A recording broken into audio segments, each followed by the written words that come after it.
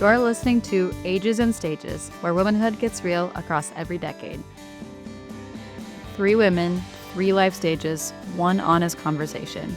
Each episode, we break down one topic, from relationships to career, to motherhood and identity, and how it evolves across the decades. If you've ever wondered whether you're the only one figuring things out, you're not. This is Ages and Stages.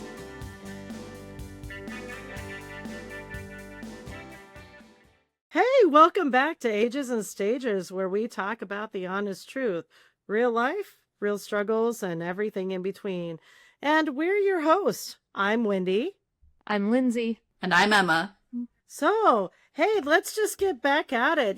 There's a lot of challenges with starting a new podcast. I just wanted the audience to know that we have been working diligently on trying to do things, but it's harder than what it seems to be. So we had internet issues, connection issues. I don't know. We had all kinds of things that virtually what we did before wasn't working. So here we are today, and we're just hoping, that practice makes perfect. So anyhow, welcome back, everybody. So I thought we would start tonight with just kind of talking a little bit about where we are now. What do we do? Kind of introduce people to us individually. So, who would like to start? So I am Lindsey. I am a mom of a wild and chaotic 2-year-old. I work a full-time job at a veterinary hospital. I mostly groom dogs. I've been doing it for 16 years now. And that's about it. I work and I take care of my toddler. Oh, and I'm renovating a house, so that's very, very busy. Absolutely. Well, I can go next. I'm Wendy, and I'm in my 50s. I am a professional that provides professional psychological mental health services to the patients in a small rural community in Minnesota. I own my own clinic, and I have staff that are employed in that clinic, and been actually working in that capacity for about 15 years. Prior to that, I had a wonderful career in forensic psychology and loved every minute of it. But I'm married, I have adult children, and I have grandchildren, and I have wonderful daughters that have come along the way in my life. And so I can't say enough about my daughters. But that's kind of a little bit about me. I'm moving and driving as life goes. I guess I'm next. I'm Emma. I'm in my mid-20s. I'm also a mom to a very busy 1-year-old. I work a full-time job remotely, also for a mental health clinic. Before that, I got a degree as an educator, and I did that for a few years before switching to a remote job so I can be a full-time mom and a full-time employee, which I love. I have a beautiful, handsome boyfriend who I hope to be my husband soon. Knock on wood. Yeah, that's kind of what my life is right now. Just kind of being a mom and working and trying to hopefully plan a wedding soon. Awesome. Well, that's who we are. And so let's kind of go through and talk a little bit about if you could sum your life up right now in one sentence, or maybe 2 small sentences, what would that be? What would that be? I'd say beautiful chaos right now. Ooh, I love that one. So tell me a little bit more about what that means, Lindsey. What is that beautiful chaos all about? Ryan and I are just really working on creating such a beautiful life. Like I said, we're renovating our house. We have this cute little hobby farm starting. We're going to work on getting some animals. We're raising tea. So we really do have a beautiful life, but it is so busy. That's where the chaos comes in. We both work full time. We're both trying to renovate the house. We both raise our daughter. We're busy, busy, busy. Yeah. I mean, like that. Do you think that that is, what would kind of describe what happens in your 30s? I would hope so, for most people. Unfortunately, I think it just everybody's a little bit different, you know.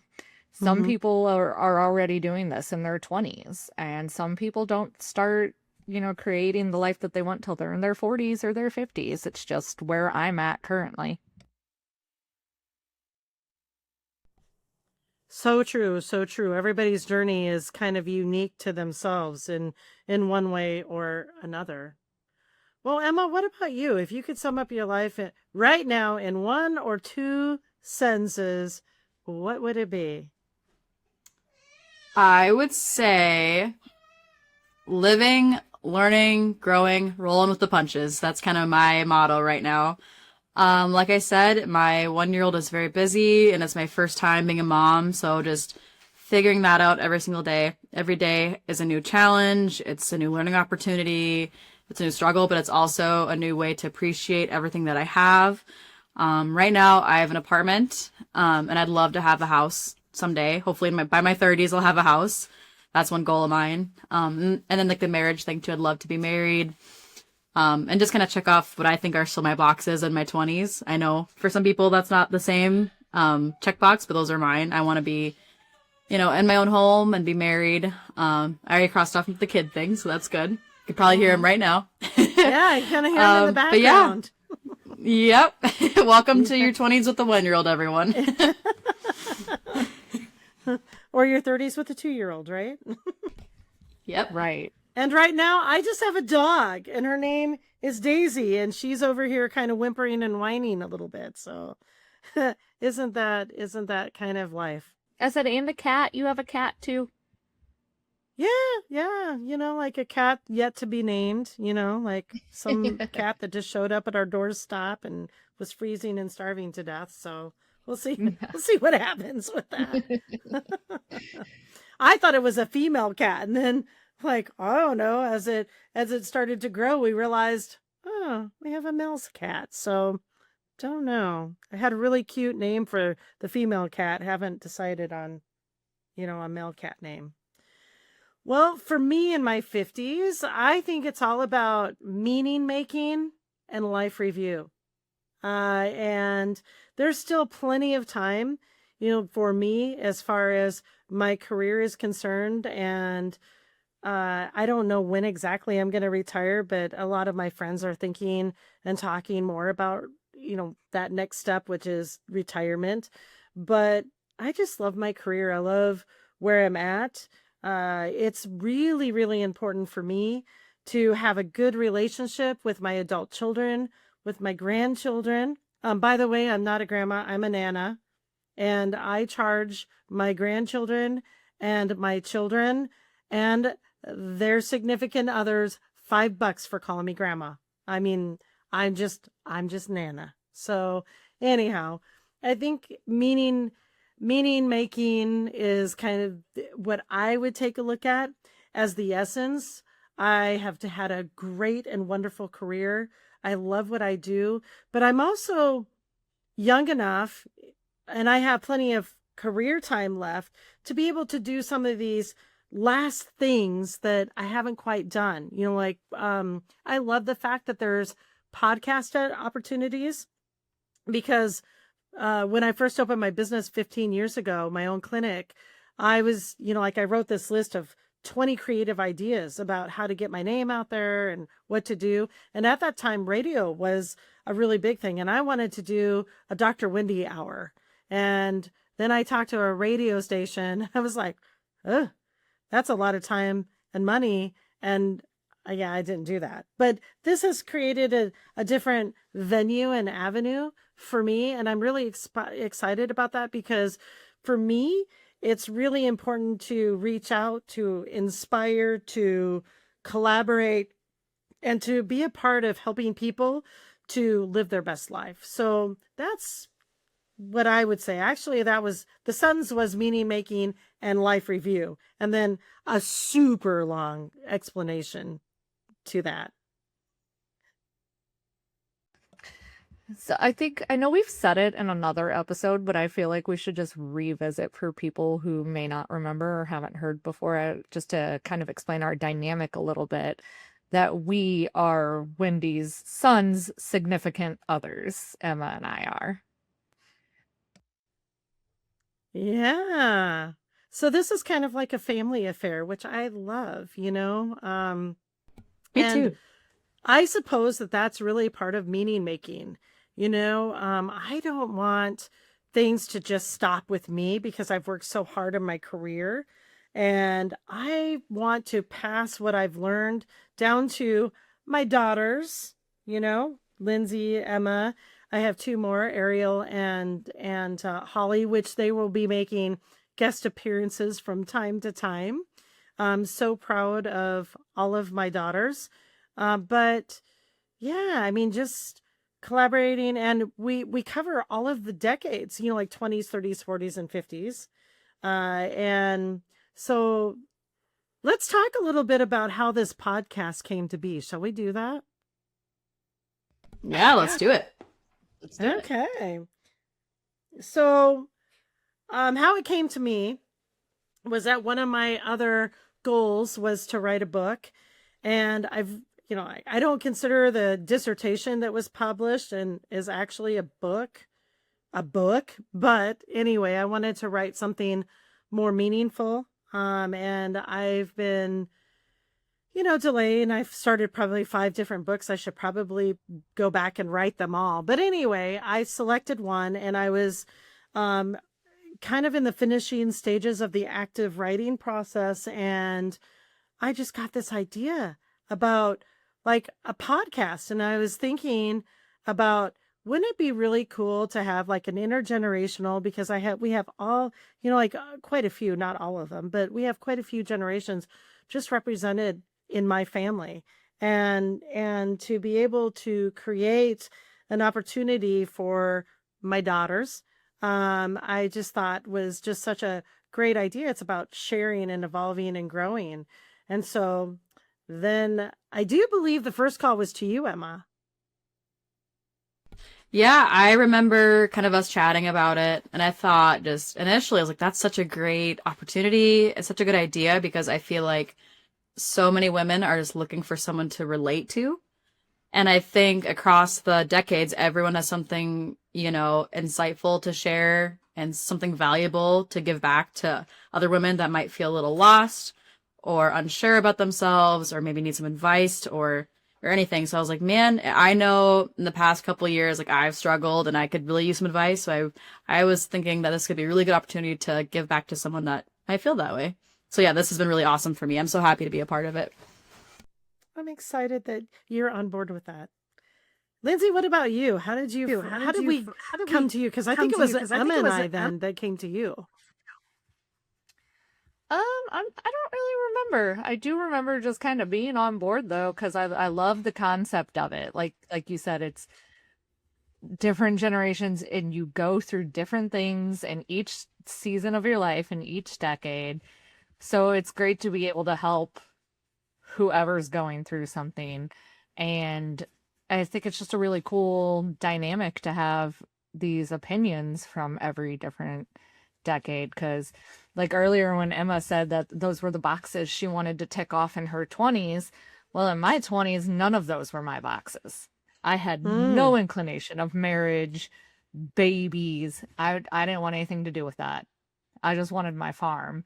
And now I'm in my 30s and I've got a significant other with marriage on the horizon, a baby with the works of baby number two in play.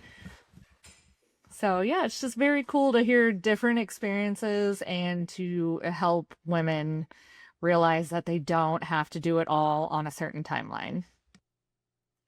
That is so very true. And I do believe, I can't remember if we captured this or not. It might have been in one of the blooper episodes that didn't quite make the final cut. But uh just how we have certain ideas at the very beginning, and that they evolve and they grow and they change, and everybody's kind of on that different timeline and that different spectrum.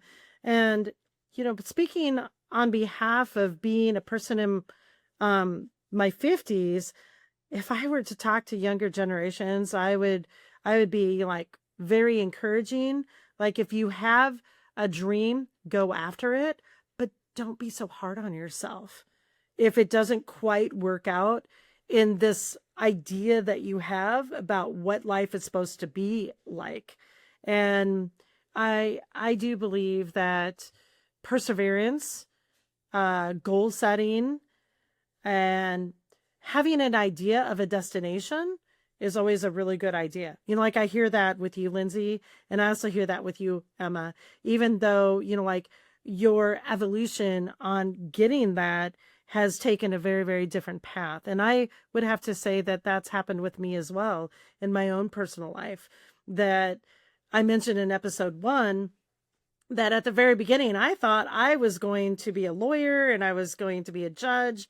And one of the things that I forgot to mention, I wasn't just going to stop there. I wanted to be a Supreme Court justice. And, because I really fundamentally, and I still do, have a lot of love and respect for the law. But my career path, just kind of took me in unexpected, journeys that I didn't even have a thought in my mind about, am I interested in that?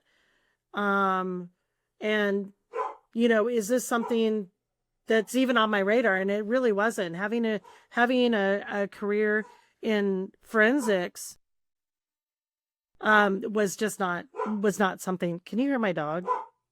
She's barking. Sorry Yeah, about it's that. Dogs bark. It's okay. Yeah, it's okay. Babies, It's dogs, Daisy. we got them all. Yeah. Yeah. But, like, I wouldn't have given up my career in forensics. I wouldn't have given up moving to Minnesota and then, opening up my own clinic. That was a huge risk, and it was and it still is a lot of work, to be able to do that and then provide opportunities for my daughters, along the way, because Emma works in my office. We're finding a place for her. And I have another daughter-in-law, that, her name is Holly. She's in her 40s and she's going to be appearing from time to time. So excited about that. She's just so busy, in her 40s with her kids. But she also works in my office and clinic, and so proud of, just, like what we've been able to, piece together, within the context of it. It is a female run clinic, and maybe that will change at some point in time. That just is how it kind of ended up evolving. And by the way, I've had other people that I've hired, but you know what? Because my sons have really done an awesome job at finding, women in their life that, like, I can really relate to. You all are the most dependable, honestly, and then I have another family member that does all of my medical billing, and, like my sister, Sarah, and she's also pretty busy in her life, very busy in her life. And she's also in her 40s and, kind of had that, as an established career, and, like, just kind of came on board and has been with me, for, the get-go. And I am so appreciative of being able to do all of those things, and create, those opportunities. But, yeah, it's been interesting. It's been an interesting ride. It's funny because for me, you were talking about how you thought you wanted to be a judge and later like a Supreme Court justice and all those things. And for me, I didn't really have like this big dream. I mean, I kind of bounced around from thing to thing to thing because I just didn't know who I was or what I wanted to be. But one thing was I didn't want to land in Minnesota. Like, you can ask any of my friends. I was like, I do not want to live in the Midwest. I want to go explore. And then during college in the summers and right after, I had traveled. I lived in Colorado, Montana, North Dakota. I lived in South Dakota, and which is still like the Midwest. I get it. But it's still like I tried to explore different avenues to see if I fit in somewhere else. And a lot of those places were really cool because I learned a little bit more about myself in each place. You know, I met really cool people, and I think I broadened my perspective and horizon. But here I am living in Minnesota. So it's like I had all these, you know, these aspirations of being somewhere else and of being this person, and now I'm back in the state of Minnesota, which I love now, which teenage me would be like raging right now. But I truly do love where I am. But it's just kind of funny how you think you have life a certain way, and then it just turns out completely different than you ever thought it would. Like, and then I have a friend who was the opposite, who was like, I love it here, I would never want to leave, and now she's in Missouri. She's in the same state as Lindsey. So it's like, it's kind of funny. You have this certain direct path and you're going to stick to it, and you're so determined, and then life just says, nope, watch this. See, Emma, that's your problem. You didn't come south. You only went to other northern states. You got to Yeah, go that's south. probably true. That's probably true. But to kind of add on to what you said, like I tell Bonnie, my niece, through all her teenage phases, she's going to be 20 this year now, but through all her teenage phases, I just keep reminding her, I'm like, you're not going to be the same person when you graduate. And then you're not going to be the same person in your 20s, and you're not going to be the same person in your 30s. You are constantly going to want different things. You're constantly going to be bettering yourself, however that fits you, but you're probably not going to have the same group of friends. You're not going to have the same dreams. Things change constantly as you're growing. So, Lindsey, let's talk a little bit about your, like process and, like how you've changed. Or did you have your compass pointed in a certain direction, and you've kind of steadily gone there and never left sight of that? I was a disaster for a really long time, and now I'm just far more grounded, far more stable. I have dreams and aspirations now, whereas before I did not. So it's been a big change, Like I said, in my 20s, I didn't want anything to do with having kids or getting married, and now I love the fact that I have a little family and I want to add to it. And then in my teen years, my parents used to call me the Dementor because they said I sucked the happiness out of everything. I was awful. So, yeah, I grew a lot. It took time. That gives me some ideas. We're definitely going to have your mom be a guest speaker on this and talk about the teenage Lindsey. Yeah, it was not good. It was not a good phase. But it's like, it's interesting that I think, in one way or another, and it's not just about us as women. Men go through that too. I think it's everybody, kind of goes through, different stages and changes in their life. Sometimes that path is very, very complicated. I see that a lot with patients that I work with, but I also see a lot of resilience with not only myself, with the different transitions that I've gone through, because my story hasn't always been the greatest. I've had some really huge, like pitfalls in my own personal life. And sometimes, like a person's journey from the very beginning, for whatever reason, the onboarding is just really, really complicated. But I do believe that, it says a lot about a person who doesn't give up or give in, and, continues to try and figure it out, evolve, grow, learn. That is so invaluably important. I have so much respect for every patient that I work with, because by the mere fact that they're coming into a counseling center, that just tells me that they're hungry to do something different, to learn, to grow, to evolve, even if it's very, very difficult, and sometimes it's a very slow process. But have so much respect for every patient that comes into our clinic. I was gonna say, I think that's one thing that I've learned in my past few years in my 20s is that, like, I have kind of had a rough start too. And you take a look around of people around you and you kind of compare and you kind of say like, oh, I've had all these things happen to me or whatever the case may be. And you say, this people didn't have those issues. So therefore they're so much more ahead than me. They don't need to worry about these things. Like they're so perfect. And I think to a degree, everyone's got their own thing. So I just want to say, no matter how life has been going for you, the cards you've been dealt with, the choices you made in the past, there's always room for you to just get on the right path and be better, be a better person. That's one thing I'm really trying to be right now in my 20s is like, no matter what's life throwing at me, my past, whatever, the next step is forward and up.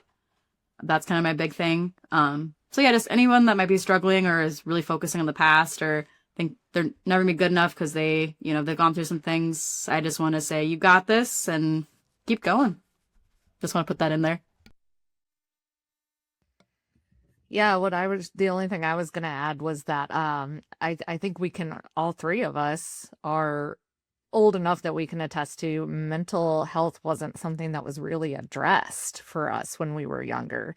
And I know personally that was a big part of my problems growing and getting to where I am now. So now that it is so much more talked about and accessible, I definitely think it's something people should utilize, especially if you have a teenager. It is not always just hormones. Sometimes they have some things they need to be working through, and sometimes they need a little bit of help with that. It took me till I was 25 to get on something that worked for me. I realized early in my 20s, that I needed something, but a lot of medications didn't work for me. And it took a while to get there, but once I got onto something, I could never imagine being off of it. It's like, no wonder I was so unstable back then. Like, holy cow.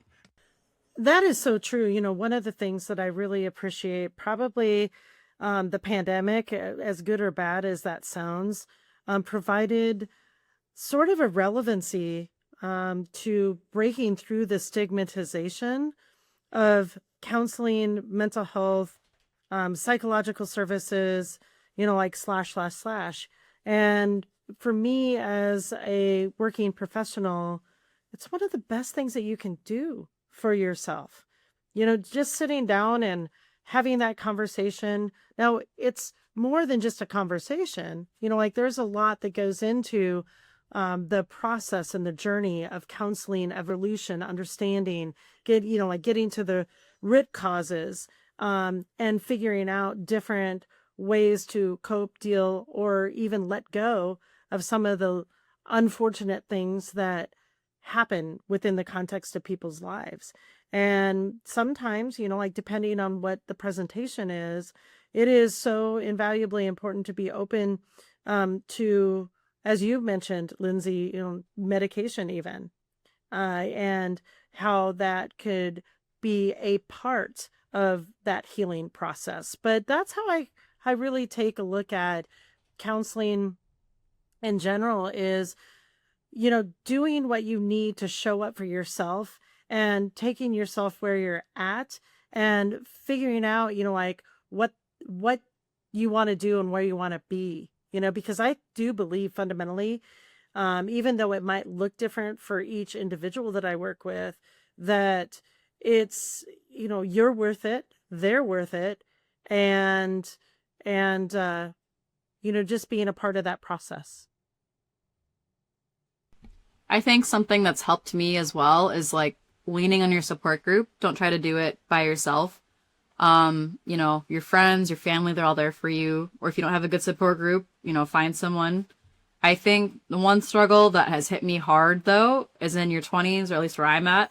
Finding friends as an adult is hard.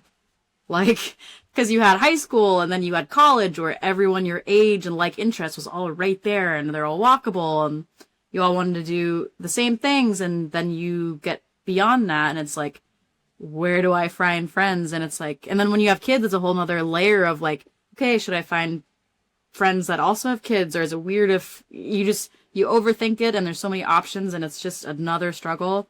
So I want to ask the ladies of the 30s and the 50s, how have you navigated having friends in your adult life? Because that's something that I cannot figure out. Girl, let me know when you find out, because I'm in my 30s and I still, I still have, my like original friends, but they're 3 hours away from me. So here it's hard because especially like in my industry, I'm one of the older girls. So it's not like I can have like coworkers that turn into friends because they're all in their party phase and I'm in bed by 9 o'clock and up at 5 a.m. So yeah, it's hard. I've seen a lot of Facebook groups for like moms and stuff though that a lot of people are trying out and it might be an option. But other than that, let me know when you find out. Yeah. Well, I think that's a great place to carry on next week. And we have an email now, so you can send in anything you'd like to hear us talk about. Emma, will you tell them the email? It's agesstages43@gmail.com. Please send us all your questions, responses, anything that you want to hear from us, anything. We will look at them and we'll comment, so hit us up. See you next time. Thanks for spending this time with us on Ages and Stages. If this conversation resonated with you, share it with a friend who might need it too. And don't forget to subscribe so you never miss an episode. You can follow us on Apple, Spotify, and YouTube for more behind-the-scenes moment and updates between episodes. Wherever you are in life, your stage matters, and we're so glad you're here. We'll see you next time.